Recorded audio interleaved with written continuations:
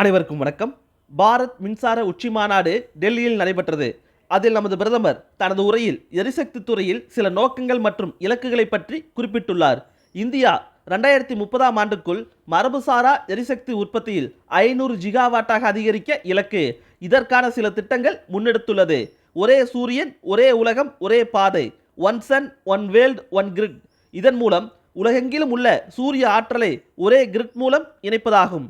PM Surya Ghar Muft பிஜிலி யோஜனா, வீடுகளுக்கு மேற்கூரை மூலம் சூரிய சக்தி மின்சாரம் வழங்குவது. மேலும் சாந்தி திட்டம், இந்தியா அணுமின் நிலையம் உற்பத்தி அதிகரிக்க தனியார் மற்றும் வெளிநாடு முதலீடுகளை அனுமதிக்கக்கூடிய திட்டம். மொத்த மின் உற்பத்தியில் அனல்மின் நிலையம் மூலம் 43.77%, solar energy, wind energy, hydro மற்றும் நியூக்ளியர் பவர் மூலம் 50.56% மின்சாரம் உற்பத்தி செய்யப்படுகிறது. இதன் காரணமாக மரபுசாரா எரிசக்தி உற்பத்தி 50%ஐ தாண்டியுள்ளது. தேங்க்யூ.